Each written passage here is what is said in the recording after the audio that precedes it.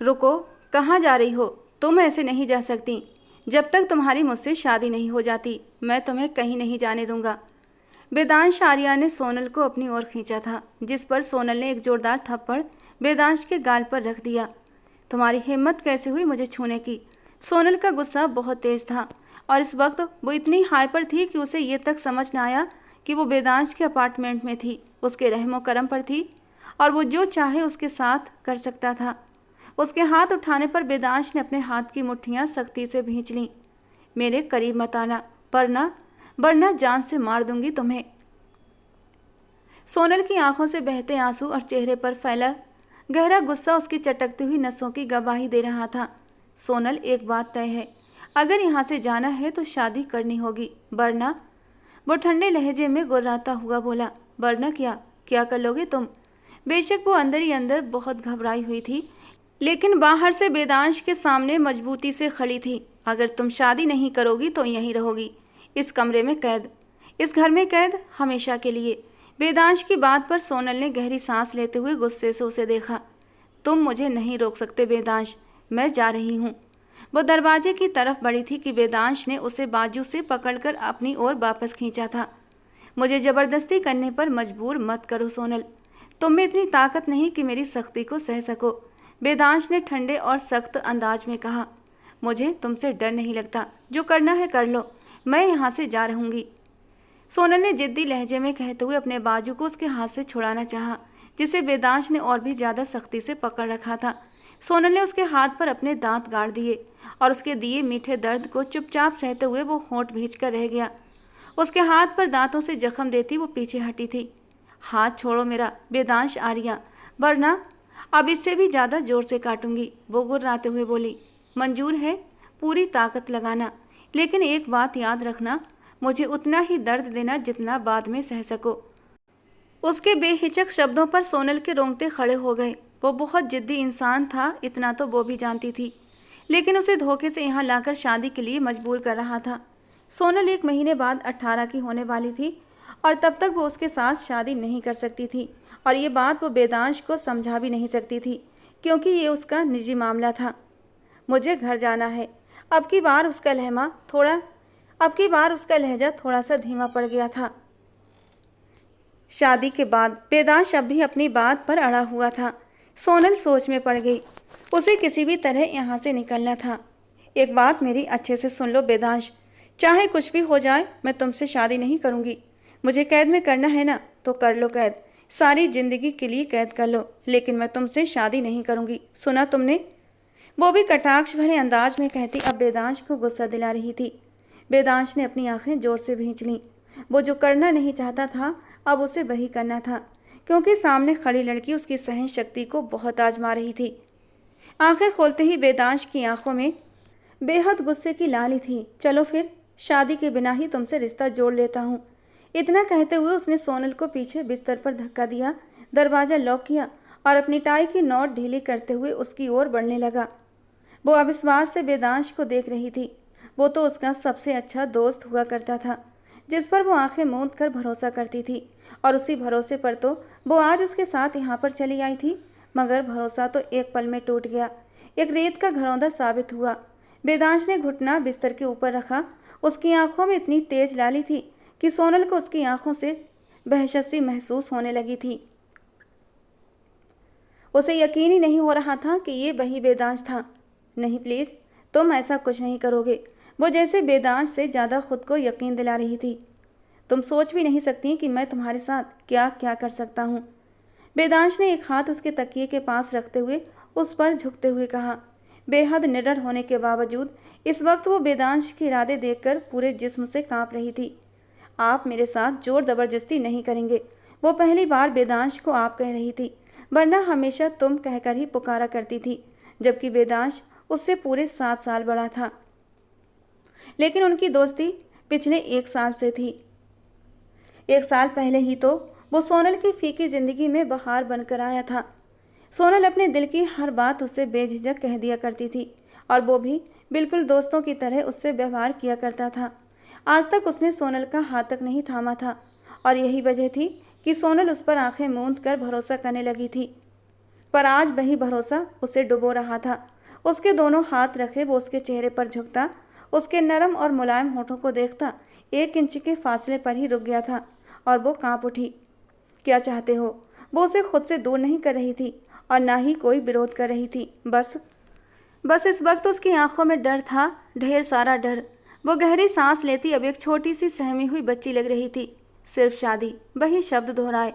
मैं 18 की नहीं हुई, और 18 की हुए बिना कोर्ट मैरिज कैसे होगी? सोनल ने उसे समझाना चाहा। ये तुम्हारा मसला नहीं है, मैं कर लूँगा सब। तुम बस इस शादी के लिए राजी हो जाओ। उसकी धीमी सी सरगोशी पर सोनल की सांसें अटक गईं। प्लीज़ मत करो ये सब। अब उसकी आंखों से आंसू बहते हुए तकिया भिगोने लगे थे।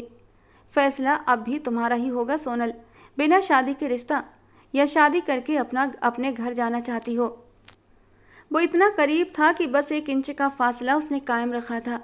उसकी इतनी करीबी पर सोनल को पसीना आने लगा। दिल पसलियां तोड़कर बाहर आने को बेताब हो गया था। उसने अब तक उसे छुआ भी नहीं था, लेकिन इज्जत के चले जाने का डर अचानक ही उसके दिमाग पर हावी हो गया था। अगर शादी करूंगी तो जाने देंगे? शादी के बाद कुछ और तो नहीं करेंगे ना? मेरा मतलब है सुहाग रात तो नहीं मनाएंगे? वो मासूमियत से पूछ रही थी। उसका ये अंदाज बहुत दिलकश था। वेदांश तो एक पल के लिए उसकी शहद जैसी सुनहरी आंखों में खो गया था। हाँ, चली जाना। सिर्फ शादी करूँगा, उसके बाद कुछ भी नहीं करूँगा। उसके लिए तो मैंने बहुत कुछ प्लान कर रखा है। ऐसे ही रूखी फीकी सुहागरात थोड़ी मनाऊंगा। वो शरारती लहजे में बोला था। वादा? सोनल को अब भी उसकी बात पर यकीन नहीं आ रहा था। वो आज उसका भरोसा खो चुकी थी। वादा? वो उससे वादा कर गया था और सोनल यहाँ से इज्जत बचाकर निकलने के लिए इस शादी पर राजी हो गई थी। और अगले घंटे में वो सोनल चौहान से सोनल वेदांश आर्या बन चुकी थी। उसके गभा के खाने में किसी के सिग्नेचर मौजूद थे, लेकिन वो सामने नहीं आया था। वो कौन था, सोनल को जानने की ख्वाहिश भी नहीं थी। कितनी ही देर बाद वेदांश कमरे में अंदर दाखिल हुआ था। सोनल कब से अकेली उस कमरे में वेदांश का इंतजार कर रही थी। आपने जो कहा मैंने कर दिया है, अब मुझे वापस जाना है। वो आंसू पोंछते हुए नाराजगी से बोली। चलो। उसकी तरफ एक चादर बढ़ाते हुए उसने सपाट अंदाज में उसे देखा। ये? सोनल हैरान हुई। वेदांश उसकी आंखों की हैरानी को परखते हुए धीरे से चलता हुआ उसके करीब आया और 2 कदम की दूरी पर रुक गया। अब तुम मेरी पत्नी हो, मेरी इज्जत, और मैं नहीं चाहता कि कोई गैर आंख तुम्हें इस हुलिये में देखे। वेदांश ने उसके खूबसूरत सरापे को एक गहरी नज़र से देखा था। वो इस वक्त गुलाबी रंग की शॉर्ट फ्रॉक पहने हुए थी जो उसकी पिंडलियों से ऊपर जा रही थी। डीप गला जो उसकी खूबसूरती को उभार रहा था। इसे अच्छे से अपने ऊपर ओढ़ लो। वेदांश के कतई अंदाज पर सोनल होंठ दांतों के नीचे दबाते हुए गुस्से से उसे देखने लगी। तुम मुझ पर यूं हक नहीं जमा सकते। मुझे इस तरह बहनजी टाइप बनकर रहने का कोई शौक नहीं, समझे तुम? वो अपनी टोन में वापस आते हुए भड़क गई थी। मुझे हक का ताना मत देना सोनल। शादी करके तुमने अपने सारे हक मेरे नाम कर दिए हैं। अब तुम्हें वही करना होगा जो मैं कहूँगा। इस बात को अच्छे से अपने दिमाग में बिठा लो, वरना मुझे बहुत अच्छे से बिठाना आता है। वेदांश ने बिना पलक झपकाए इतनी सख्ती से कहा कि सोनल फिर से चुप होकर वो चादर ओढ़ गई। अभी उसे बस यहाँ से निकलना था। एक बार यहाँ से निकलती फिर अपनी मम्मा से कहकर बहुत कुछ कर सकती थी। वो खुद उसका डाइवोर्स करवाती, उनके बहुत ऊपर तक पहुँचती और वो कुछ भी कर सकती थी, ऐसा सोनल सोचती थी। गाड़ी उस वक्त दीप्ति पैलेस की ओर बढ़ रही थी, जो आज से 15 साल पहले आकाश पैलेस हुआ करता था। वक्त ने पलटा बहुत तेजी से खाया था और अब फिर से पलटा खाने का वक्त आ गया था। गाड़ी दीप्ति पैलेस के बाहर रुकती है तो एक पल को गहरी सांस भरते हुए सोनल के नाराज चेहरे को वो देखने लगा। मुझे उम्मीद है तुम हमारी शादी का किसी को कुछ नहीं बताओगी जब तक 18 की नहीं हो जाती। मैं विदाई नहीं लूँगा, और एक बात याद रखना। वो उसके करीब थोड़ा सा झुका था। सोनल के दिल की धड़कन अचानक तेज हो गई। अपनी माँ के साथ मिलकर कोई भी चाल चली या फिर डाइवोर्स लेने का सोचा तो आज तो छोड़ दिया है, वो भी तुम्हारी हालत को देखते हुए। लेकिन हर बार ऐसा हो जरूरी नहीं, और वो भी उस सूरत में जब तुम मेरी पत्नी बन चुकी हो। इसीलिए be careful Mrs. Now go. वो अब बेअसल लहजे में कहता उसे नीचे उतरने की इजाज़त दे चुका था। सोनल बिना कुछ कहे नीचे उतरती अपने घर का मेन गेट क्रॉस कर गई। वेदांश ने गहरी सांस भरते हुए गाड़ी को रिवर्स गियर में डाल दिया। अपने कमरे में आते ही उसने चादर दूर उछालकर फेंक दी। अपने जूते बैग सब पटक पटक कर फेंके थे और वहीं कॉच पर बैठकर फूट फूट कर रो दी। उसकी बेरंग जिंदगी को रंगों से भरने वाला वेदांश आर्या ही था। उसके आने से पहले तो वो बस जिंदगी को जी रही थी। वेदांश के साथ उसे जिंदगी का हर पल अच्छा लगने लगा था। वो जीने लगी थी। पर आज वेदांश उसका एतबार तोड़कर उसे फिर से मार गया था। कोई भी तो अपना नहीं था जिसके सीने पर सर रखकर वो रो लेती। पापा, अपने पापा को याद करके वो बेहद दुखी हो गई थी। मामा अपनी ही लाइफ में इस कदर गुम थी कि भूल ही गई थी उनकी कोई बेटी भी है, वो जिंदा है और जिसे उनकी ज़रूरत है। वेदांश ने कहा था वो अपनी शादी का किसी को न बताए। वो इस बात पर सिसकी थी। वो किससे कहती, क्या कहती? कौन था सुनने वाला? कोई भी तो नहीं। कौन था जो उसकी तकलीफ पर उसे ढांढस बंधाता? कोई नहीं। इस पैलेस में कोई भी नहीं था। काफ़ी देर तक वो रोती रही और फिर जब रोते रोते थक गई तो वहीं नीचे फर्श पर लेटकर सो गई। किसी को भी उसका होश नहीं था कि वो कहाँ है। वो कॉलेज से कब आई, उसने खाना खाया या नहीं, वो अपने कमरे से क्यों नहीं निकली। सुबह नाश्ते की टेबल पर वो नीचे आ रही थी। उसका खूबसूरत चेहरा इस वक्त मुरझाया हुआ था। मिसेज दीप्ति इस वक्त नाश्ते की टेबल पर मौजूद थीं। उनका सिल्क का नाइट ड्रेस अब भी उनके तन पर था। वो सोनल की माँ थीं, लेकिन इतने अरसे के बाद भी उनका फिगर और वो खुद और भी ज़्यादा खूबसूरत हो गई थीं। और अपनी केयर भी तो वो ज़रूरत से ज़्यादा करती थीं कि देखने वाले सब उन्हें सोनल की बड़ी बहन समझते थे और वो ऐसे कॉम्प्लीमेंट्स पर बहुत खुश होती थीं। सोनल को आता देखकर उन्होंने एक नज़र उसके सूखे और बेरौनक चेहरे पर डाली थी। सोनल चेयर खींचकर चुपचाप बैठ गई और नाश्ता करने लगी। क्या तुम्हें तमीज़ भूल गई है? ना हाय, ना हेलो और ना कोई गुड मॉर्निंग, दीप्ति ने उसे नापसंदगी से देखते हुए कहा। सोनल ने पलकें उठाते हुए उनकी ओर देखा। हाय, हेलो, अब ठीक है, सोनल ने मुंह बनाकर कहा तो दीप्ति ने पहलू बदला। वाह, ग्रेट एटीट्यूड। अचानक से साथ बैठे शख्स की आवाज़ सुनकर सोनल चौंकी थी। वो कोई 23-24 साल का नौजवान था जो उसे बहुत फुर्सत से देख रहा था। वो अपने ही ध्यानों में गुम चुपचाप जाकर टेबल पर बैठ गई थी और उसने उस सामने बैठे लड़के को भी नहीं देखा था। लेकिन अब जो नज़र पड़ी और उसकी चुपती नज़रें खुद पर महसूस हुईं तो उसे बहुत गुस्सा आया था। उसका यूँ देखना सोनल को सख्त नागवार गुजरा। इस वक्त वो एक साधारण से सूट में थी, ढीला ढाला नाइट सूट जिसके गले के बटन भी खुले हुए थे। उसने कोई ध्यान ही नहीं दिया था। घर में वो ऐसे ही घूमा करती थी। मेल नौकर तो थे नहीं और कोई मेल आता भी नहीं था। हालांकि वो कोई बहनजी टाइप की लड़की नहीं थी। खुद को बड़े से दुपट्टे में छुपा कर रखती। हाँ, वो फैशन करती थी। नए नए फैशनेबल ड्रेस पहनना उसकी हॉबी थी। लेकिन पता नहीं क्यों, शायद वेदांश की बातों का असर था जो उसका दिमाग ये सब कुछ बातें सोचने लगा था और उसे अपना हुलिया आज पहली बार ठीक नहीं लगा था। वो कभी दीप्ति ने उसकी ड्रेसिंग पर टोका भी नहीं था, पर आज न जाने क्यों सोनल को अपना आप बहुत अनकंफर्टेबल लगा। सोनल का जी चाहा साथ बैठे शख्स की आंखें नोचकर फेंक दे जो उसे बहुत गहरी नज़रों से देख रहा था। उसकी अजीब निगाहों को महसूस करती सोनल ने नापसंदगी से उसे देखा, जबकि माथे पर अनगिनत बल पड़े थे। ये संजय है, मेरे बिजनेस पार्टनर जतिन साहब का बेटा। कुछ दिन हमारे यहाँ ही रहेगा। दीप्ति ने सोनल की नज़रों में नापसंदगी देखी थी तो फौरन सफाई दी। क्यों? इनके अपने घर को क्या हुआ जो ये हमारे यहाँ मुफ्त में रोटियाँ तोड़ने आ गए? सोनल ने जलकर कहा। उसकी बात पर संजय के चेहरे पर अचानक संजीदगी छा गई। सोनल, बिहेव योरसेल्फ, वो मेहमान हैं, दीप्ति जी ने डांटा। तो आपका होगा, मेरा नहीं। Excuse me. वो जो हर बार की तरह माँ की तरफ बढ़ने की कोशिश करती थी और फिर कुछ ऐसा हो जाता कि वो उनसे दूर हो जाती, और आज एक बार फिर वो दिल बुरा करके वहाँ से उठ गई। आंटी, आपकी बेटी ने तो मुझे इतना कुछ कह दिया, क्या आपको लगता है कि वो मुझसे शादी करेगी? संजय ने मुंह बनाते हुए कहा। क्यों नहीं करेगी? अभी उसके 18 होने में पूरा 1 महीना बाकी है और तब तक तुम उसे अपनी तरफ मोहित करो कि वो तुम पर भरोसा करने लगे, तुम्हें चाहत की नज़रों से देखे, ताकि 1 महीने बाद वो खुद मुझसे कहे कि उसे संजय से शादी करनी है। दीप्ति जी ने मुस्कुराते हुए आंख मारते कहा तो संजय भी मुस्कुरा दिया। बहुत तेज हैं आप आंटी, और ओपन माइंडेड भी, इसीलिए तो आप मेरी फेवरेट हैं।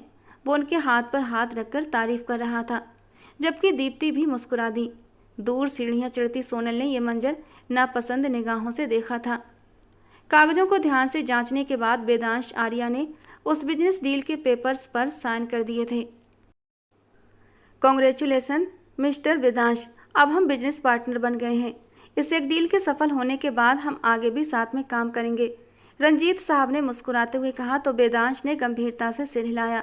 वो एक बहुत बड़े बिजनेस एम्पायर का इकलौता वारिस था। उसे एक छोटी मोटी डील से कोई फर्क नहीं पड़ता था, लेकिन रंजीत साहब को उस वक्त उसकी मदद की सख्त ज़रूरत थी। उनका बिजनेस डूब रहा था, कोई भी उनके साथ बिजनेस करने को तैयार नहीं था और वेदांश अपने दादा की ख्वाहिश पर उनसे ये डील कर रहा था। और वेदांश का उनके साथ बिजनेस करने पर रंजीत साहब बेहद खुश न। और रंजीत साहब मिठाई का डिब्बा लेकर जब घर में दाखिल हुए तो उन्होंने दूर से ही पुकारा था, किरण, किरण बेटा। जी पापा। वो दौड़ती हुई बाहर आई और उनके हाथ से मिठाई का डिब्बा लिया। पापा, ये किस खुशी में? बेटा बस मत पूछो, भगवान ने हमें चमत्कार कर दिखाया है। जहाँ सब ने मुंह मोड़ लिया, वहाँ एक नरम दिल इंसान को भगवान ने दूध बनाकर भेज दिया। वेदांश आर्या ने हमारी कंपनी के साथ डील साइन कर ली है। बताते हुए उनकी आंखों में आंसू आ गए। सच पापा? अब हम फिर से अमीर हो जाएंगे, हमें पैसों की कमी नहीं रहेगी ना? जैसे अभी हम मुश्किल से अपनी ज़िंदगी जी रहे हैं, बाद में नहीं जिएंगे ना? किरण ने खुश होते हुए पूछा था। तो रंजीत साहब रोते हुए भी मुस्कुरा दिए। भगवान ने चाहा तो जरूर हम फिर से अपनी पहली वाली पोजीशन पर लौट आएंगे। उनके अंदाज से खुशी झलक रही थी। किरण ने मिठाई का डिब्बा खोलकर खुद भी खाई और अपने पापा को भी खिलाई। फिर वो अंदर बढ़ गई जहाँ उसकी बीमार माँ थी। मीटिंग से फ्री होते ही वेदांश आर्या ने अपना लैपटॉप ऑन किया। आज लगभग 2 हफ्ते हो चुके थे सोनल से शादी को। न उसने कोई संपर्क किया था और न वेदांश ने। वो उसे कुछ वक्त अकेला छोड़ देना चाहता था ताकि वो अपना मन थोड़ा सा शांत कर ले। अपने लैपटॉप पर उसने वो सारे कैमरे ऑन किए जो उसने दीप्ति पैलेस में लगवाए थे। उसे किसी भी कैमरे में कोई खास हलचल नजर नहीं आई। जब उसने सोनल के कमरे का कैमरा ऑन किया तो उसकी आंखें हैरानी से खुली की खुली रह गईं।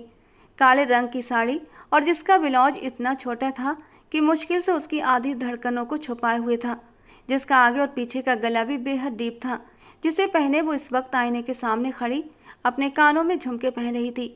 साड़ी भी नेट की थी। ब्लैक नेट की साड़ी में उसका दूधिया रंग मोतियों की तरह दमक रहा था। साड़ी के ब्लाउज से उसकी नाजुक कमर झलककर वेदांश के खून में गर्मी भर रही थी। उसकी रगों में रोबाल सा उठने लगा। वो इतनी तैयारी किसके लिए कर रही थी, उसे कुछ समझ नहीं आ रहा था। अब वो आईने के सामने खड़ी दाएं बाएं होकर खुद को हर एंगल से देख रही थी। उसका चमकता निखरा चेहरा देखकर वेदांश के माथे पर पसीने की बूंदें उभर आईं। वो उस साड़ी में अपनी उम्र से ज़्यादा बड़ी और बेहद दिलकश लग रही थी और उसका वो रूप किसी संत के इरादे भी डगमगाने के लिए काफ़ी था। वेदांश ने गुस्से में लैपटॉप बंद कर दिया। इतनी तैयारी यकीनन किसी फंक्शन में जाने के लिए की जा रही थी और शायद वो भूल चुकी थी कि अब वो वेदांश की पत्नी थी। अपने ऊपर परफ्यूम स्प्रे करते हुए वो धीरे से मुस्कुराई थी और फिर अपने ऊपर एक नज़र डालते हुए वो संतुष्ट होकर बेड की तरफ बढ़ी थी और मोबाइल उठाकर अपनी बेस्ट फ्रेंड सुरभि को मैसेज टाइप करने लगी, जिसकी आज बर्थडे पार्टी के लिए उसने आज ब्लैक कलर की थीम साड़ी पहनी थी। बर्थडे का ये फंक्शन सिर्फ लड़कियों के लिए था, इसलिए सोनल सब कुछ भूलकर पूरे दिल से तैयार हुई थी। अब वो जाने के लिए पूरी तरह से तैयार थी, पर न जाने क्यों उसे थोड़ा अजीब सा लग रहा था। वहाँ सिर्फ लड़कियाँ ही तो होनी थी। यही सोचकर वो आराम से तैयार हो गई थी, पर अब खुद को देखकर उसे थोड़ी घबराहट भी हो रही थी। मम्मी को वो पहले ही बता चुकी थी और उन्होंने कभी भी उस पर किसी भी तरह की रोक टोक नहीं की थी। तो फिर अब कैसे करती? काफ़ी देर तक सुरभि और अपनी बाकी सहेलियों के साथ बने ग्रुप में चैट करती रही, जिसका नाम सोनल ने क्यूट फेरीज रखा था। अभी वो कुछ मैसेज टाइप ही कर रही थी कि अचानक उसके कमरे की लाइट बंद हो गई। सोनल ने चौंक कर मोबाइल से नज़रें हटाईं, लेकिन अंधेरे में क्या दिखाई देता। इससे पहले कि वो कुछ करती, किसी ने पीछे से उसे अपनी बाहों के घेरे में ले लिया। सोनल के पूरे शरीर में एक झुरझुरी सी दौड़ गई। वो पूरी तरह से सन्न रह गई थी। दिल की धड़कन जैसे थम सी गई थी। जानी पहचानी परफ्यूम की खुशबू उसे अपने नाक में घुसती महसूस हुई थी। सामने कौन था, ये समझते उसे एक पल की देर नहीं लगी थी। इन तमाम दिनों में वो उसी के बारे में सोच सोच कर पागल हो रही थी। आज दोस्तों के कहने पर वो इस बर्थडे पार्टी में जाने के लिए तैयार हुई थी, लेकिन उसकी अचानक मौजूदगी ने उसका सांस रोक दिया था और आज वो बिना कुछ कहे उसे छू भी गया था। उसके बालों के जूड़े की ओर हाथ बढ़ाते ही वेदांश ने एक ही पल में उसे खोल दिया था। झरने जैसे रेशमी बाल उसकी कमर पर बिखरते चले गए। वेदांश ने अपने भीतर भरे गुस्से और जुनून को कैसे रोक कर रखा था, ये सिर्फ वही जानता था। उसके बालों की मोहक खुशबू को सूंघते हुए वेदांश ने उसके खुले कंधे पर अपने नरम दहकते होंठ रख दिए थे और वहीं उसे हल्के से काट भी लिया था। सोनल पूरी तरह कांप उठी थी, उसका शरीर थरथराने लगा था। वेदांश उसके साथ ये सब करेगा, वो भी उसके ही घर, उसके ही कमरे में आकर। वो यकीन नहीं कर पा रही थी, जैसे वो किसी अविश्वास के भंवर में फंसी हुई थी। वेदांश ने झटके से उसका रुख अपनी ओर किया। खिड़की से आती चांदनी में उसका निखरता रूप साफ नजर आ रहा था। उसका गहराई से सांस लेना उसके शरीर के खूबसूरत अंगों के उतार चढ़ाव को और भी उभार रहा था। उसकी साड़ी का पल्लू उसके कंधे पर एक और पिन से टिकाया गया था, जिससे उसका आगे का हिस्सा और भी साफ झलक रहा था। वेदांश की नजरें अपने शरीर पर महसूस करती सोनल शर्म से पिघलने लगी थी। उसने खुद को ढकने की कोशिश की, लेकिन वेदांश ने उसकी दोनों कलाइयों को मजबूती से पकड़ते हुए उसके चेहरे की ओर अपना चेहरा किया था। सोनल को उसकी आंखों में जैसे कोई डर सा महसूस हुआ था और वो बुरी तरह कांपने लगी। ये वेदांश के साथ जुड़े रिश्ते का असर था या कुछ और? इस वक्त वो वेदांश की नीयत से बेहद डरी हुई थी। वो इतनी बड़ी सिक्योरिटी को भी नज़रअंदाज करता उसके कमरे तक पहुंच गया था। एक पल में उसने उसका पल्लू खींचकर उसके कंधे से नीचे हटा दिया। सोनल की हिचकी बंध गई, कब के रुके आंसू आंखों से बहने लगे। वेदांश, धीरे से उसे पुकारा। नाम मत लो मेरा। वेदांश ने गुस्से भरे लहजे में उसे बालों से थामकर चेहरा करीब किया था। उस वक्त वेदांश बहुत गुस्से में था। उसका ये होश उड़ा देने वाला रूप कोई भी देख सकता था। अगर वो समय पर न पहुंचता तो वो न सिर्फ इस कमरे से बल्कि घर से भी निकलकर अपनी कम उम्र हुस्न के जलवे बिखेर चुकी होती। मुझे दर्द हो रहा है, वो वेदांश के हाथ पर अपना हाथ रखकर धीरे से मिन्नत मांगती बोली। उसके बालों पर वेदांश के हाथ की पकड़ और भी मजबूत हो गई और वो सिसक उठी। तुम्हें मना किया था ना कि तुम्हारी खूबसूरती को कोई गैर मर्द न देखे, और तुम अपना पूरा शरीर दिखाने के लिए तैयार खड़ी हो। वेदांश के सख्त शब्दों पर सोनल ने हैरानी से उसकी ओर देखा। ये शर्म सिर्फ मेरे सामने ही तुम्हारे अंदर जागती है। इस हालत में जाते तुम्हें शर्म नहीं आती जब तुम बाहर जाती। उसने उसके मुंह पर फूंक मारी थी और सोनल का दिल हथेली पर आ गया था। डर से उसकी आंखें बड़ी हो गईं। उसका आंखें बंद करना वेदांश को वापस होश में ला गिराया था और वेदांश के कानों में किसी के कहे हुए शब्द गूंजने लगे। वेदांश, वो कम उम्र है, ना समझ है, लेकिन एक बात उसकी बहुत अच्छी है।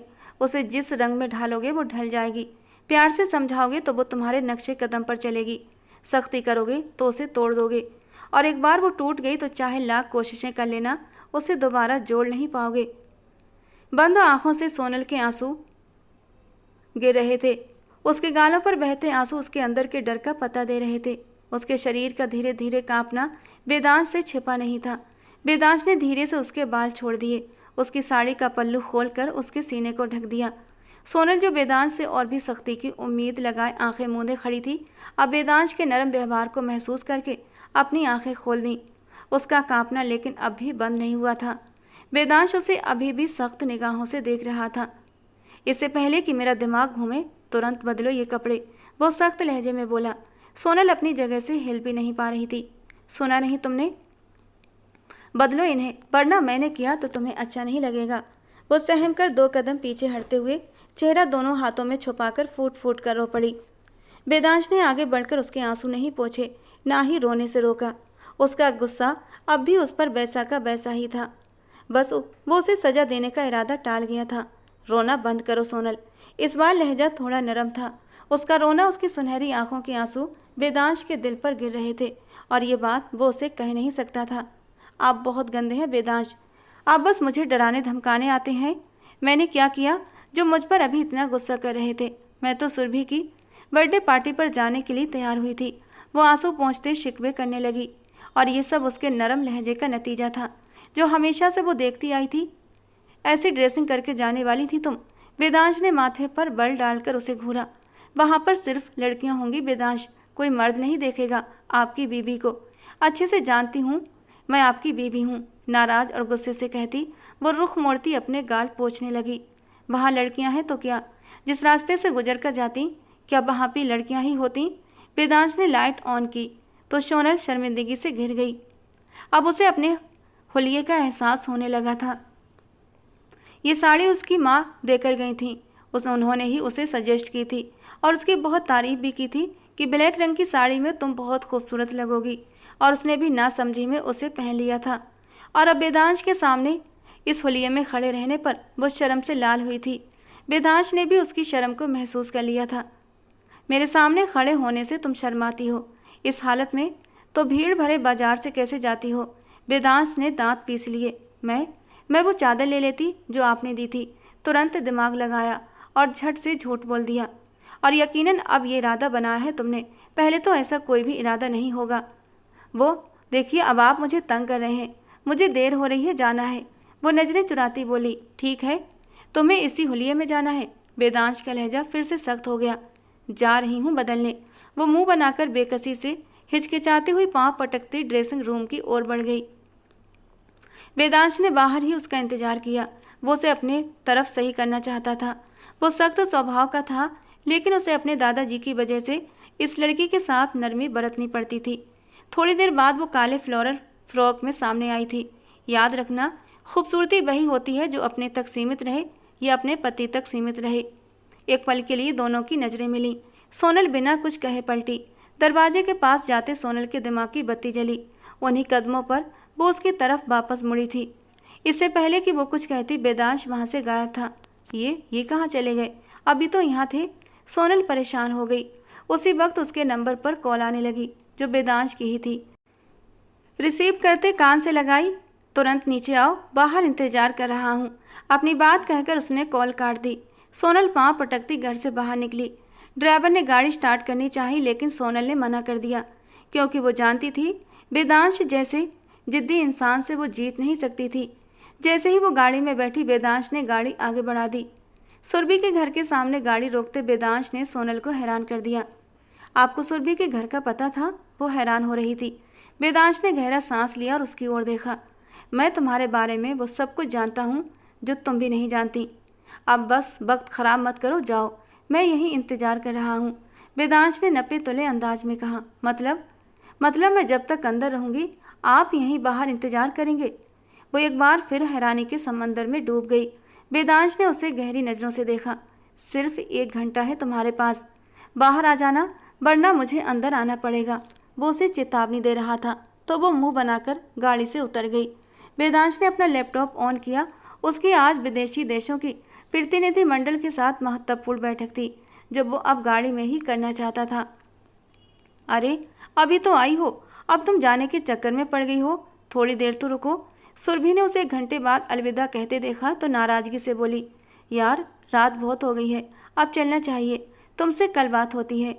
सोनल ने मुस्कुराकर कहा और काला सितारों भरा दुपट्टा जो उसकी ड्रेस की मैचिंग का था फैलाकर अपने कंधों पर डाल लिया, इस तरीके से कि उसकी सारी खूबसूरती छुप गई थी।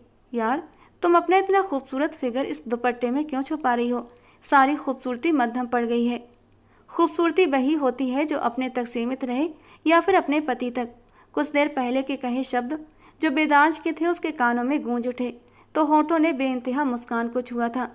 वो किसी को कुछ कहे बिना बाहर निकल आई। वेदांश उसका बेस्ट फ्रेंड अब उसका पति था। हाँ, जोर जबरदस्ती का ही सही, लेकिन अब वो उसके साथ एक मजबूत रिश्ते में आ चुकी थी। उसकी सांसों में अजीब सी हलचल हुई थी, दिल की धड़कनें तेज हुई थीं। एक पल लगा था वेदांश को सोचने का अंदाज बदल गया था। सोनल के हाथ अपने दिल के स्थान पर गए थे। अब तुम भी मुझे धोखा दे दो। वो अपने दिल को डांटती और अपनी धड़कनों को संभालती खुद को डांटने लगी। गाड़ी को और बढ़ी तो वेदांश उसे आते देख चुका था। अभी वो उसकी गाड़ी के करीब पहुंचती कि बीच रास्ते में गाड़ी आ गई।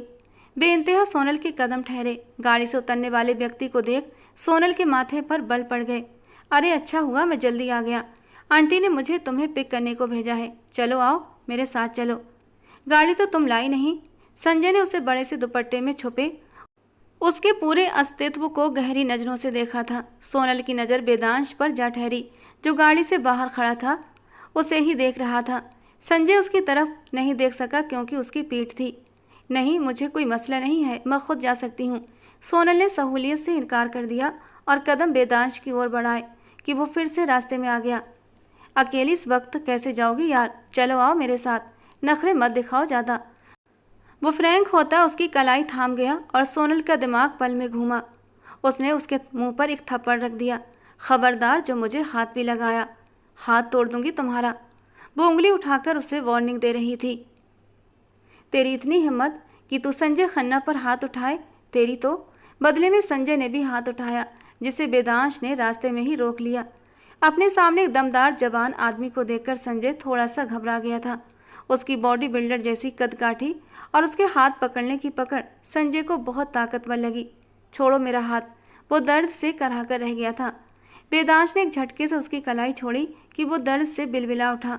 अपनी कलाई थामे वो वेदांश को हैरानी से देखने लगा, जो अचानक न जाने कहाँ से बीच में आ गया था। अगर अपनी जान की खैर चाहते हो तो सोनल से दूर रहना और इसे मेरी धमकी मत समझना, क्योंकि मैं धमकी नहीं देता, करके दिखाता हूँ।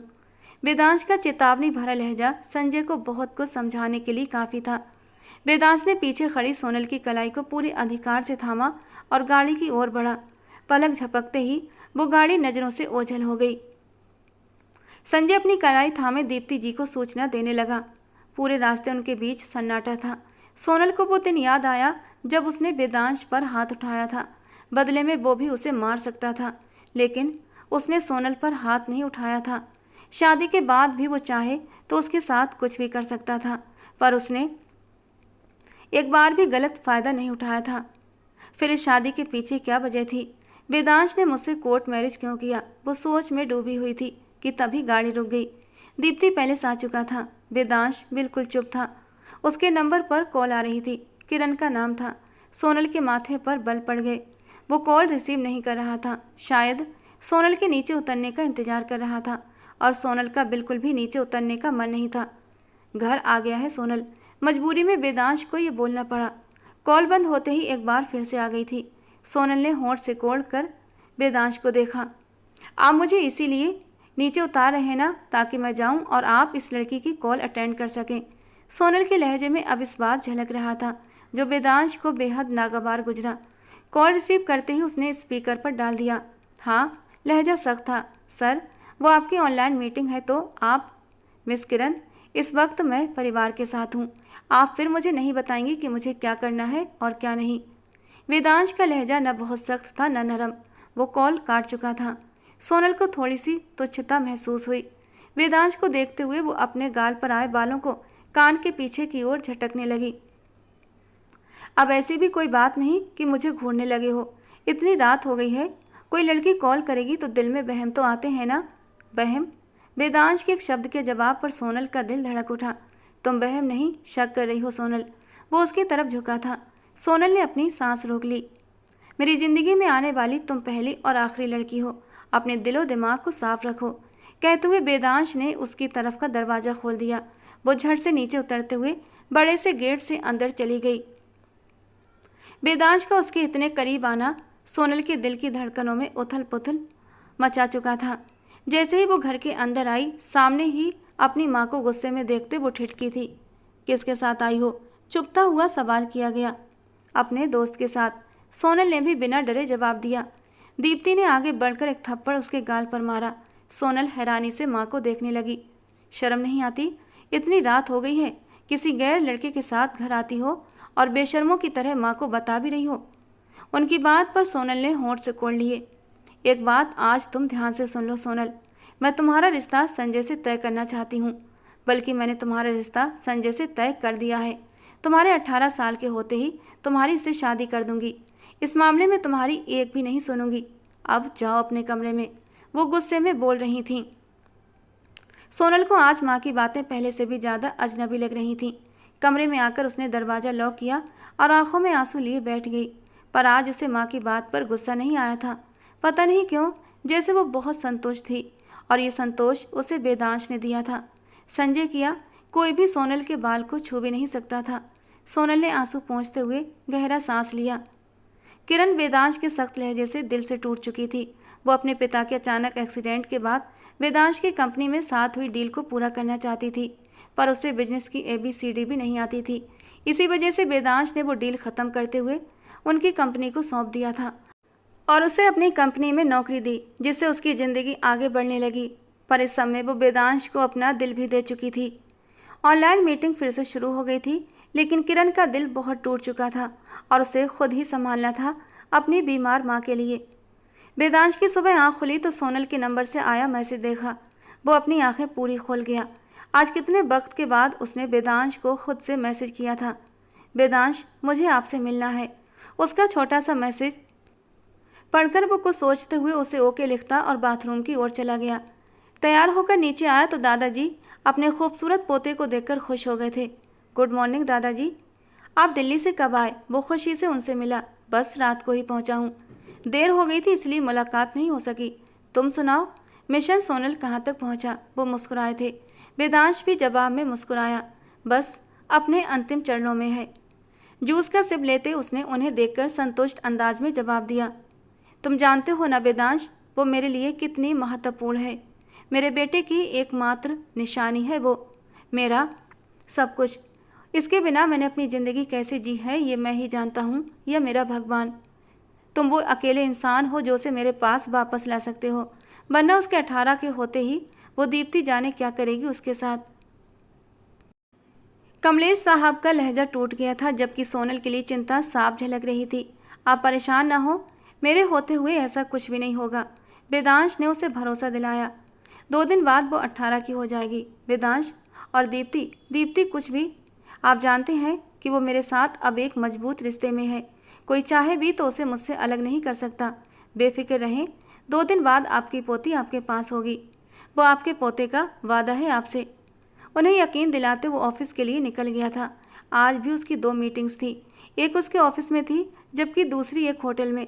पहली मीटिंग के बाद किरण अनुमति लेकर उसके ऑफिस में आई थी। सर, आज मिस्टर विकास के साथ आपकी मीटिंग है। वो सर झुकाए बोली। वेदांश ने मोबाइल पर सोनल के लिए होटल का पता छोड़ दिया। मीटिंग के बाद वो वहीं होटल में सोनल से मिलने का इरादा भी रखता था। ठीक है, गाड़ी तैयार करवा दो। जी सर। बिना उसकी तरफ देखे वो ऑर्डर लगाते हुए अपना लैपटॉप और दूसरी चीज़ें उठाता रहा। किरण का दिल धड़क रहा था। वो बहुत खूबसूरत पर्सनालिटी की मालिक था और शायद हर लड़की का क्रश भी, पर उतना ही रूखा और गुस्सैल था कि उससे बात करते करते कोई भी उससे डरता था। किरण ने उसे एक नज़र देखा और चुपचाप बाहर निकल गई। सोनल अभी शावल लेकर निकली थी कि मोबाइल पर मैसेज टोन बजी। वेदांश का मैसेज देखकर उसके चेहरे पर मुस्कान आई थी। वेदांश ने उससे शादी करके भी अपना रिश्ता पहले जैसा ही रखा था। उसने किसी भी तरह का ऐसा हक नहीं जताया था जिससे कि वो डर रही थी। वो तैयार होकर उसके भेजे गए एड्रेस पर वक्त से पहले ही पहुंच चुकी थी।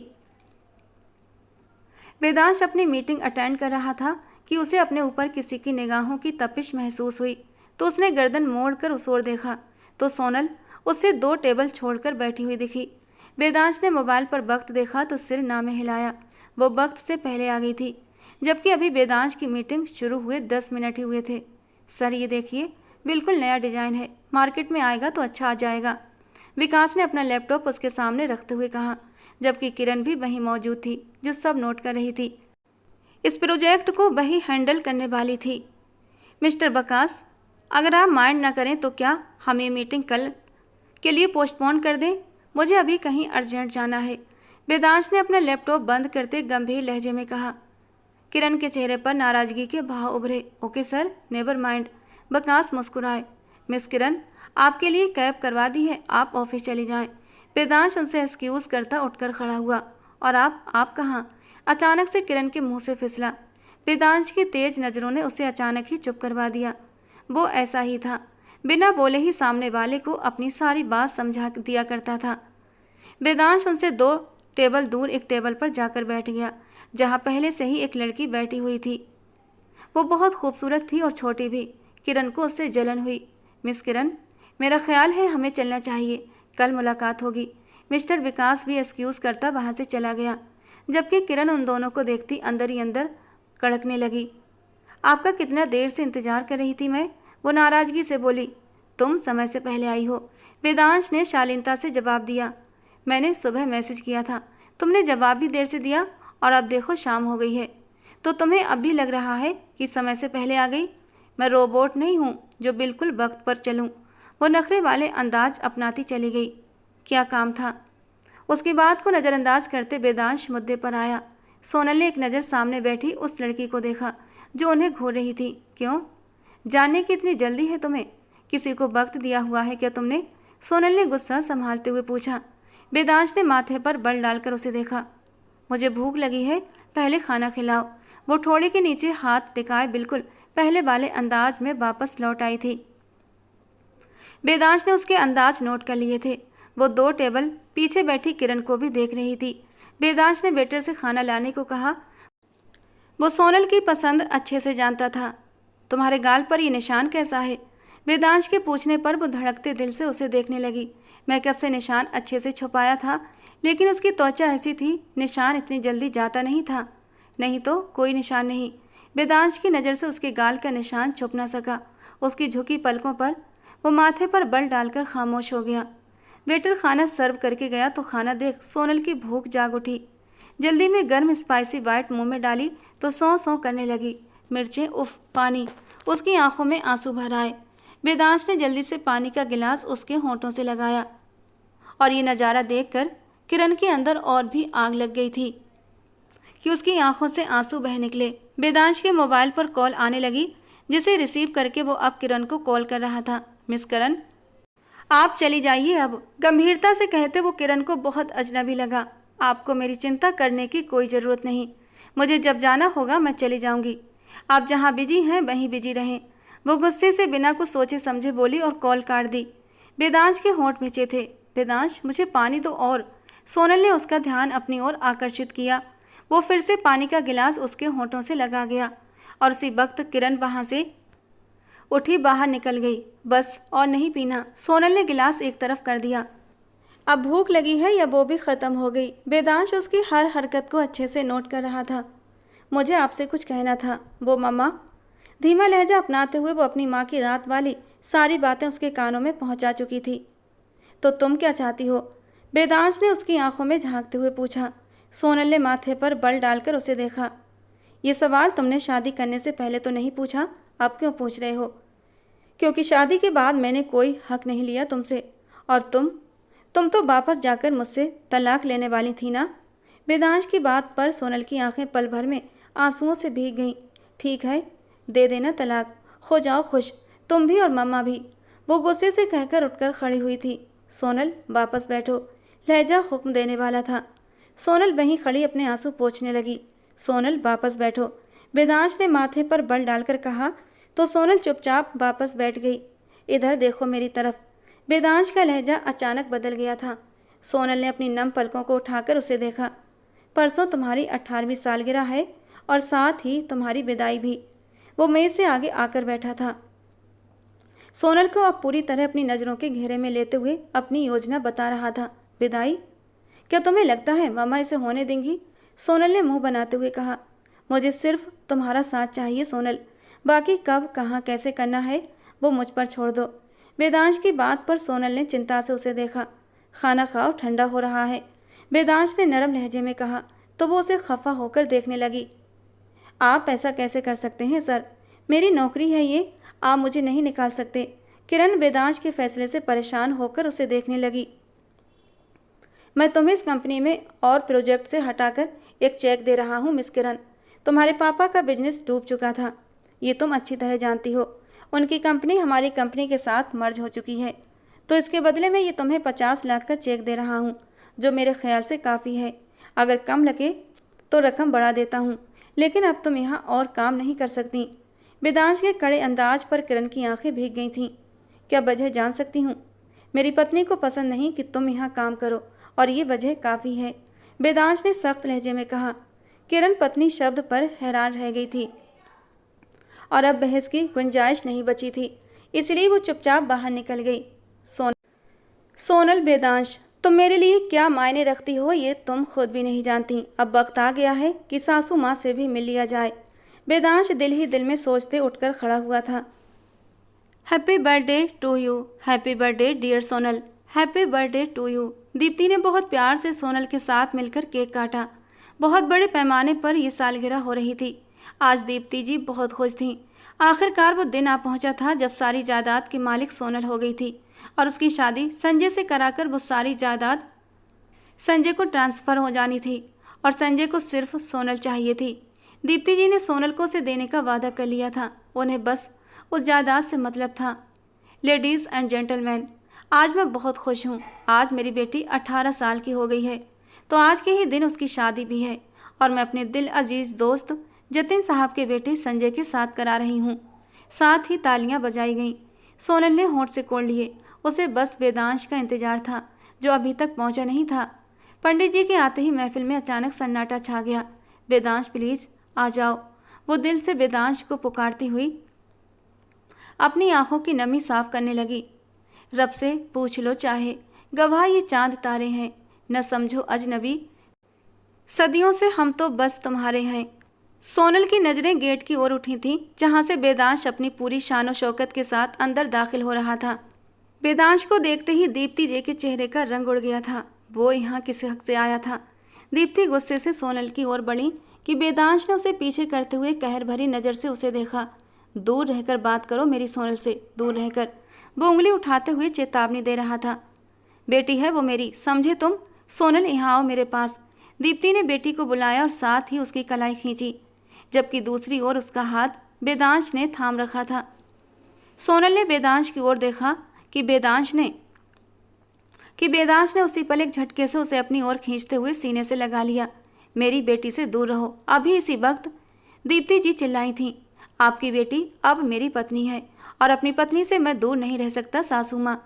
वेदांश सोनल की कमर में हाथ डालकर अपने सीने से लगाए हुए दीप्ति से बात कर रहा था। झूठ, तुम झूठ बोल रहे हो, ऐसा हो ही नहीं सकता। सोनल आज 18 साल की हुई है और तुमने उससे पहले ही शादी कर ली। हो ही नहीं सकता, ये शादी नहीं मानी जाएगी। दीप्ति जी की बात पर वेदांश के चेहरे पर एक मुस्कान छा गई। शादी तो हो चुकी है सासू माँ, और शादी का कागज भी मेरे पास है। शादी के लिए उम्र कोई सीमा नहीं रखती। हाँ, माँ बाप या गार्जियन का होना जरूरी है, और सोनल के गार्जियन की अनुमति से हमारा कोर्ट मैरिज हुआ है। वेदांश ने तीखी नजरें दीप्ति जी की ओर घुमाई थीं, जो हैरानी से स्तब्ध खड़ी थीं। पास खड़े जतिन साहब और संजय गुस्से में आग बबूला हो गए थे। उन्हें यहाँ बुलाकर उनकी बेइज्जती की गई थी। कौन गार्जियन? किसकी बात कर रहे हो तुम? मेरी बेटी का गार्जियन कौन हो सकता है? दीप्ति को खतरे की घंटी सुनाई दी। इतनी देर में गेट से अंदर आते कमलेश जी ने कहर भरी नजरें दीप्ति की ओर टिकाई थीं। दीप्ति की नजरें भी उन्हीं पर जा टिकीं। वक्त एक बार फिर से पीछे पलटा था। ज़्यादा पुरानी बात नहीं थी, केवल 15 साल हुए थे जब उनके बेटे की मौत हुई थी। आकाश की मौत। उसे जहर दिया गया था, और जहर किसी और ने नहीं बल्कि दीप्ति ने ही दिया था। उस वक्त ये बात साबित नहीं हो सकी थी, लेकिन कुछ समय बाद ये राज भी खुल गया था। पर वे दीप्ति के खिलाफ कोई भी कार्रवाई नहीं कर सके, क्योंकि दीप्ति के पास उनकी 3 साल की पोती सोनल थी, और जब तक सोनल 18 की नहीं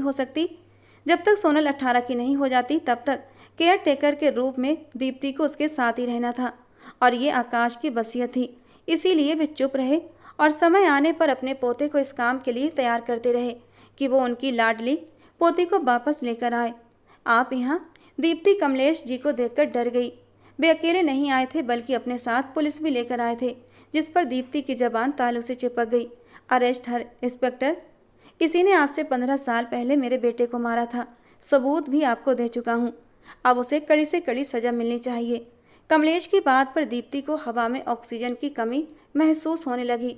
उन्हें यकीन नहीं हुआ था कि 15 साल पुरानी बात पर उन्हें पुलिस पकड़ सकती है। उन्होंने तो बहुत साफ सुथरा काम किया था। फिर चूक कहाँ पर हो गई? मम्मा, सोनल के होंठों से निकला। वेदांश ने सुना। वेदांश, मम्मा ऐसी नहीं है। मम्मा ने कुछ भी, वो वेदांश को देखते अनिश्चितता से बोली थी, लेकिन वेदांश ने कुछ कहे बिना उसे मजबूती से अपनी बाहों में थामे रखा। वो नहीं चाहता था कि वो अपनी माँ के पास जाकर किसी भी तरह की सहानुभूति उनके ऊपर बरसाए, क्योंकि वो औरत तो सहानुभूति के काबिल ही नहीं थी। पुलिस ने उन्हें हिरासत में ले लिया। नहीं, ये झूठ है, मैंने कुछ नहीं किया, वो चिल्लाई। लेकिन आज उनकी किसी ने नहीं सुनी थी। मम्मा, सोनल उनके पास जाना चाहती थी, लेकिन वेदांश की पकड़ मजबूत थी। वो खुद को छुड़ा नहीं पाई। पुलिस सोनल की माँ को ले गई थी। कमलेश साहब ने सोनल के करीब बढ़ने की कोशिश की तो वो उनसे दूर हट गई। करीब मत आओ मेरे, आपने मेरी मम्मा को पुलिस के हवाले कर दिया, आप गंदे हैं। सोनल, वेदांश ने गुस्से से उसे पुकारा, तो वो सहम कर उसी के सीने में दब गई। कमलेश साहब ने वेदांश को इशारा किया कि वो उसे कुछ ना कहे, और फिर वो चुपचाप बाहर निकल गए। वेदांश को सोनल के रवैये पर दुख हुआ था, लेकिन वो उसके सीने से लगी रो रही थी। वेदांश उसे पीछे नहीं धकेल पाया। वेदांश उसे अपने साथ घर ले आया था। वो उसके साथ चिपकी हुई थी। रास्ते भर उसने उसे समझाया था कि उसकी माँ उसके पिता की कातिल है, जहर देकर मारा है उन्होंने उसके पिता को। और अगर वो पिता के खून को माफ़ करना चाहती है तो दादाजी से कह दे, वो कर देंगे। लेकिन दादाजी के साथ बदतमीजी मत करना, उन्होंने तुम्हारा बहुत इंतजार किया है सोनल। सोनल, दादा की पुकार पर सोनल ने उनकी ओर देखा। बेटा, इस बूढ़े आदमी में और इंतजार की ताकत नहीं बची, अपने दादा के सीने से लग जा, वे रोते हुए बोले। तो सोनल ने एक दुखी नज़र वेदांश पर डाली। वेदांश ने उसे दादा के पास जाने का इशारा किया तो वो धीरे धीरे कदम उठाती हुई कमलेश साहब के पास आई। दादाजी की बाहें तुम्हारे लिए वरदान है सोनल बेटा, मेरे सीने से लगो ताकि मुझे यह एहसास हो कि मेरा आकाश आज भी जिंदा है। कमलेश साहब की बात पर सोनल उनके आगे बढ़ती हुई उनके गले से लग गई। दोनों दादा पोती एक दूसरे से गले मिले रोने लगे, जैसे आज ही सोनल अपने पिता की मौत का मातम मना रही हो और कमलेश साहब अपने बेटे का। वेदांश वहाँ से हटकर अपने कमरे की ओर बढ़ गया था। वो कुछ देर उन्हें अकेला छोड़ देना चाहता था ताकि वे अपने दिल की सारी बातें एक दूसरे से कह सकें। कमलेश साहब उसे लेकर अपने कमरे की ओर बढ़ गए। ये देखो, ये सब तुम्हारा है, तुम्हारी हर सालगिरह का तोहफा मैं यहाँ ला कर रखता था।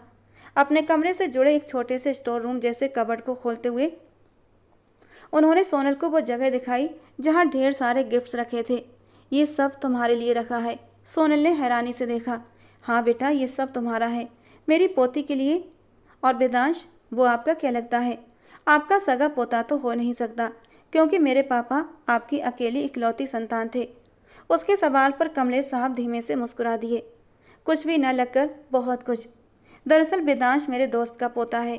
एक कार एक्सीडेंट में उनकी पूरी फैमिली इस दुनिया से चल बसी, सिर्फ वेदांश बचा था और वेदांश को मैंने अपना बना लिया था। वो मुझे दादा कहता है, कहता नहीं बल्कि दादा मानता भी है। ये घर, ये बिजनेस, जायदाद सब उसी का है, लेकिन उसने आज तक ये नहीं जताया कि मैं इस घर का हिस्सा नहीं हूँ। वो मेरी बहुत इज्जत करता है और यही वजह है कि उसने मेरे एक बार कहने पर ही तुमसे विवाह कर लिया। अपने दादाजी की बात सुनते ही सोनल के अंदर भूचाल सा उठने लगा। उसने हैरत से अपने दादाजी की ओर देखा। वो तो यही समझती थी कि वेदांश उससे प्यार करता है, इसीलिए उसने उससे शादी की। लेकिन अब जब सोनल पर हकीकत खुली तो वो टूट गई, पर उसके होंठ खामोश रहे। वेदांश ने खाने का बेहतरीन इंतजाम किया था। तीनों ने मिलकर खाना खाया। इतना बड़ा घर और ढेरों नौकरों की फौज को देखते सोनल बेचैन हुई थी। वेदांश बेटा, सोनल को कमरे में ले जाओ, बहुत थकी हुई होगी मेरी बेटी, अब सुबह बात करेंगे। दादाजी अपनी बातें कहते उसके माथे को चूमते हुए अपने कमरे की ओर बढ़ गए, जबकि सोनल सिर झुकाए शर्माते हुए बैठी हुई थी। उस वक्त वेदांश के दिल पर बिजलियां गिरा रही थी। खुद चलोगी या बाहों में भरकर ले चलूं? वेदांश की बात पर सोनल ने उसे अनजानेपन से देखा और उठकर खड़ी हुई। उसका एटीट्यूड देखकर वेदांश हल्के से मुस्कुराया। कमरे में आते ही वो उसे लेकर बिस्तर की ओर बढ़ा था। छोड़ो मेरा हाथ, आपने मुझे धोखा दिया, मुझसे झूठ बोलकर शादी की। वो गुस्से में थी। 1 मिनट, कौन सा झूठ? वेदांश हैरानी से उसे देखने लगा। आपने दादाजी के कहने पर मुझसे शादी की। आपको एक बार भी ये नहीं सोच आई कि जिस दिन मुझे पता चलेगा आप मुझे क्या जस्टिफिकेशन दोगे? वो दुखी थी। और मैं तुम्हें क्यों जस्टिफिकेशन देने लगा? वेदांश की बात पर सोनल का दिमाग और घूमा। आपको शर्म नहीं आती? बीबी बनाकर आप बीबी बनाया कब है? विदाई आज हुई है तो बीबी भी आज ही। वेदांश ने अर्थपूर्ण तरीके से उसकी बात काट दी। वो गुस्से से उसे देखती दूसरी तरफ जाने लगी कि वेदांश ने उसे खींचकर अपने सीने से लगा लिया। सोनल के दिल की धड़कनें तेज हो गई थीं। क्या सुनना चाहती हो सोनल? वेदांश से जानना चाहती हो कि वो एक पल हमारी ज़िंदगी में कब आया जब वेदांश का दिल सोनल के लिए धड़का? वेदांश के गंभीर लहजे पर सोनल की सांसें गहरी हो गईं। तो सुनो, वेदांश अपनी सोनल से बेहिसाब प्यार करता है, इतनी गहराई से चाहता है कि सोनल सोच भी नहीं सकती। वो उसके माथे पर श्रद्धा से होंठ रखकर जुनून के आलम में बोला। सोनल को अंदर तक जैसे सुकून सा उतरता महसूस हुआ। उसके चेहरे को मुस्कान ने छुआ था तो वेदांश ने उसकी मुस्कान चुरा ली। सोनल ने मुंह खोलकर हैरानी से वेदांश को देखा तो वो बाहें चढ़ाता उससे मुस्कुराते हुए देखने लगा और अपने चेहरे को उसके चेहरे से करीब करता उसके नर्म और नाजुक होठों को अपनी पकड़ में ले गया। उसकी गहराई पर सोनल ने उसकी शर्ट को मजबूती से मुट्ठियों में दबोच लिया। वो उसे अपनी बाहों में थामे मदहोश हुआ था। वो उसकी ज़िंदगी थी, उसकी पहली मोहब्बत, उसका इश्क सोनल ही थी और आज वो उसे दिल से अपनाता उसके दिल को भी सुकून पहुंचा रहा था। वेदांश, थोड़ी सी आज़ादी पर वो गहरी सांस भरते हुए उसे पुकार गई। वो उसके माथे के साथ माथा जोड़कर गहरी सांसें भर रहा था। मैंने उस रात आप पर हाथ उठाया था, आपको गुस्सा तो आया होगा ना? सोनल की बात पर वेदांश ने धीरे से आंखें खोली। नहीं, बिल्कुल नहीं। तुमने जो किया अच्छा किया। मुझे अच्छा लगा कि तुमने अपने बचाव में खड़ा होना आता है। वो उसे कमर से थामे करीब कर गया। अगर कोई और आप पर हाथ उठाता तो आप क्या करते? वो जानना चाहती थी कि वेदांश की नज़र में उसकी क्या अहमियत है। कोई और हो ही नहीं सकता था सोनल, क्योंकि किसी की हिम्मत नहीं कि वो वेदांश के ऊपर उंगली तक उठा सके। हाथ उठाना तो बहुत दूर की बात है। वो उसका दुपट्टा एक तरफ रखता गंभीर लहजे में बोलता उसकी धड़कनों को उथल पुथल कर रहा था। फिर मेरा हाथ उठाना कैसे बर्दाश्त कर लिया? उसका सिर तकिए पर रखता वो उसके कानों में पहने झुमके उतारते हुए उसके कान की लौ को चूम गया था। तुम वेदांश के शरीर का हिस्सा हो, मेरी रूह में बसी हो। तुम जान से भी मार दो तो तुम्हें पूरा हक है, और यह हक सिर्फ मेरी सोनल को ही है। वेदांश ने कहते उसके होठों पर अपने होठों से ताला लगाया। वो बहुत सवाल करती थी और आज की रात भी उसके सवाल ख़त्म नहीं हो रहे थे, जबकि इस पल का इंतजार वेदांश ने कब से किया था। अब वो उसे बातों में गंवाना नहीं चाहता था। धीरे धीरे गुजरती रात इन दोनों दीवानों की मोहब्बत को अमर कर रही थी। दोस्तों, आज की हमारी कहानी आपको कैसी लगी कमेंट बॉक्स में ज़रूर बताना। पसंद आई हो तो प्लीज़ लाइक करना। रोज़ एक नई और रोमांटिक कहानी सुनने के लिए हमारे चैनल को सब्सक्राइब करना। मिलते हैं दोस्तों अगली किसी नई और रोमांटिक कहानी के साथ।